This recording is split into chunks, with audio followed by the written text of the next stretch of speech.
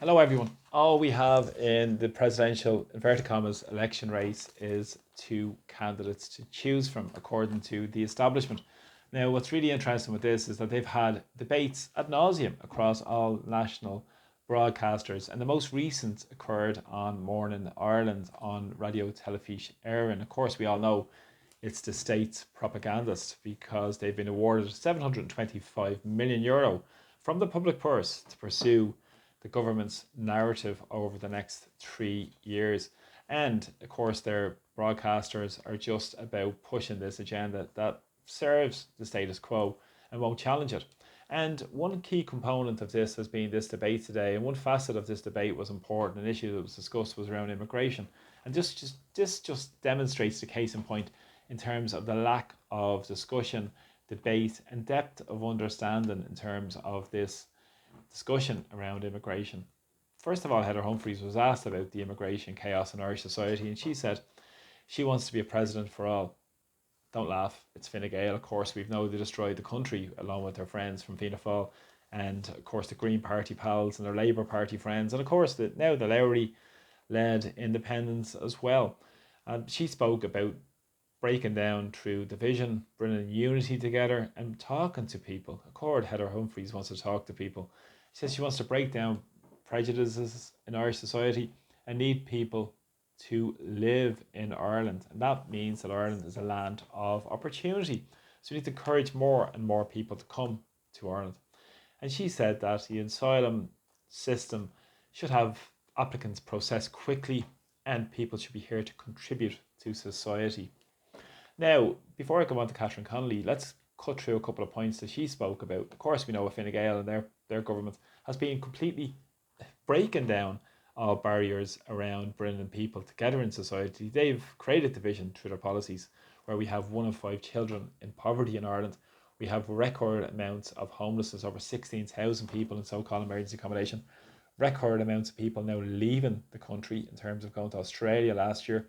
Record amounts of people who are so-called hidden homeless, nearly 300,000 people who are classified now as hidden homeless. Of course, it takes no regard of those who are dying in the streets of Dublin and many cities and towns around Ireland.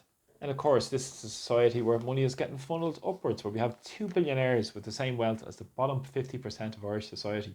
So, of course, division has been created through their economic and social policies at the behest of their masters in Brussels. Now, she also said that we need to talk to people, we need to preach to people, we need people to understand it, particularly working class communities up and down the country. We need to talk to them and listen to them and tell them they're wrong, and then just push it out with the policies anyway, because we know they're going to benefit the people that we represent, that Humphreys and their ilk represents. And she said that they should contribute to society. Well, of course, there's no integration policies in Irish society whatsoever. It's not about diversity, it's about really ghettoisation of many communities. And we can see that happening around Dublin and many communities up and down the country also, because of what's taken place with this mass immigration agenda, where so many people have been left behind for years and years by deliberate government policies. Now, it went on to talk to Catherine Connolly about the issue of Irish flags being raised in working class communities and all around Ireland. And she said the commentary around this immigration debate is disturbing and unacceptable. It's not interesting. We're getting the patronising tone again. It's interesting we always hear this preachy, patronising tone coming down to say this is disturbing and unacceptable. But it's unacceptable because of the issues raised earlier in my commentary on this. Also, she spoke about she was at the India Day and National Day celebrations here in the last couple of months, and said there's a fantastic contribution to the health service in terms of 18,500 Indians that work in the health service. And of course, this is always the same old mantra that's always thrown out in terms of the health service. If you look at the absolute attack on our young Irish health workers, midwives, nurses leaving the country in their droves because they can't afford to live in Ireland. At the same time, we should be building a strong, resilient health system based on the health needs of our population, where we have nearly 1 million people on hospital waiting lists. But it's all about supporting foreign workers on lower pay, worse conditions, and keep the heel on top of these workers that benefits the government policies again, and forcing more people, for instance, to drive across to private insurance. We have a two-tier health system in Irish society, which people are fully aware of, rather than having a basic public health system based on your health needs. But again, it's the size of your wallet in Irish society, where you have the top 10% with 50% of the wealth. It's not quite easy to manage your private health insurance when you're raking in the cash, especially from the public purse, maybe through the immigration industry as well. And she always spoke about the shortage of workers. Of course, we have a shortage of workers and a so-called full employment, but we have a massive shadow unemployment schemes going on in Irish society, with people on community employment schemes, many other schemes as well, to massage the figures in Irish society in terms of the myth of full employment. And also, she said she has made representations for work permits. This sounds like a big business enterprise. Of course, Peter Burke, recently the Minister for Enterprise, has been loosening up the restrictions on the work permit system to open up the doors again for big employers to keep wages repressed for native workers. And she said the anger is channeled to the wrong people. The housing crisis is the fault of the government. Of course, the housing crisis is the fault of the government. And she said she bases all of her information on facts, evidence, and research. Now, let's put some facts, evidence, and research, which wasn't discussed in this debate whatsoever. One of the facts are in Irish society, Ireland's a low wage economy. 1 in 5 workers are on low pay. And of course, who benefits? Big employers. The division between wages and labour in the last 3 to 4 years has doubled in terms of the profits from organisations, from big businesses, to the extent where wages have been repressed in Irish society in terms of pushing more people into immigration and more people into poverty. We see such as a working family a payment system in Irish society. Where would you think you would have that, where you're working and you're on a form of social assistance to try and boost up your wages and your income to pay your extortionate living accommodation costs, or whether it's housing or whether it's rental costs, absolutely extortionate. But this is what's taking place in society, and the massage is the figure to transfer more money into private hands. And at the same time, for too long, we've had this EU freedom of movement of labour and, of course, of capital across the European Union. And this has been the whole agenda of globalisation pursued by Peter Sutherland, of course, the ex-head or Director General of the World Trade Organization, and Goldman Sachs and BP, ex-Irish Attorney General, ex-European Commissioner, who pushed this agenda in terms of mass immigration. And of course, we hear this with the commentary of people like Micheál Martin, who said Irish people aren't an homogenous group of people, as they dramatically changed the demographics in Irish society. Wasn't discussed in society whatsoever in this debate. And of course, they'll always talk about the issues of demand and supply, and the issues of these issues not being created essentially by the immigrants in the first instance. Of course, nobody blames any immigrant for the housing crisis. It's the fault of the political establishment. But these have undoubtedly exacerbated the issues in Irish society in terms of the pressure on basic public services. And who's impacted most of all from this? Of course, it's the working class.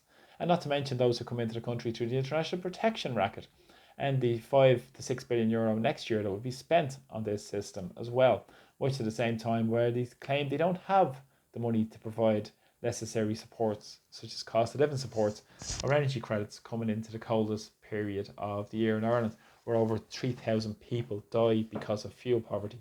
This is the land of opportunity, according to Heather Humphreys, but they won't talk about the reality to what's facing ordinary people and why people have had enough of the political establishment, why people don't feel safe, they don't feel secure, they're under pressure to keep a roof over their head, they're under pressure to get a hospital appointment, under pressure to get a basic dignified existence. This is a country which is excessively wealthy in a small percentage of people, and this is who benefit from all these crises again. And the veneer can be pulled from the political classes and the establishment with this farce of an election, given these sort of choices, and at the same time having these farcical debates that don't get to the nub of the issues in our society.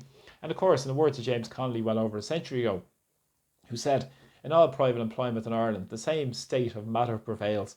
The employing class in Ireland take advantage of the crowded state of the labour market and use it to depress the wages of its workers. Now here we are now in 2025 with the same agenda being pursued. But of course, the narrative being pushed out by the media and the mainstream media protagonists, who are all paid by the political establishment at the behest of their corporation bosses and their billionaire bosses, who pursue this narrative to create division in society, to try and attack people for having a certain point of view and not have any balanced, reasoned debate on the issues that impact people in our society, which is ignored and brushed to the side and won't be discussed. And when you have these farcical debates with these set parameters of discussion, it just demonstrates that this is not nonsense. So please share my video far and wide. Pass it on to people, for instance, who just like mainstream media and don't look at anything else, which I find really amusing at this point, if people can't make up their own minds at what's taking place in society. And at the same time, please share them. Please invite your friends. Share them far and wide. I'm very appreciative that everybody continues to share my videos to whatever platforms you have.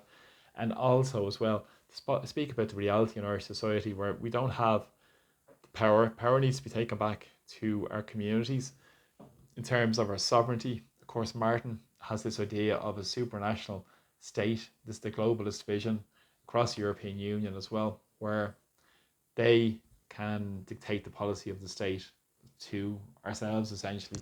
And that comes from the lobbyists in Brussels. It comes from the corporations, and so many of them who are based in Brussels, right across the street from the European Union offices. And these push the whole agenda through Ireland as well. So again, really have Lapdog and Lame Duck, Taoiseach. We have a Taoiseach who is essentially out of time, under serious pressure day to day. And we have a farcical and a charade of a presidential election that's coming up in the next week, that people give this whole veneer of choice, where we know there's already a High Court challenge in place against the constitutionality of the selection process. And also, it's very important as well in terms of the erosion of Irish democracy in front of our eyes. And of course, it's been facilitated through the media classes, such as the interview that I just commented on over the last number of minutes. So please, thanks so much for the support, and please subscribe to my channel. It's long ago. Take care.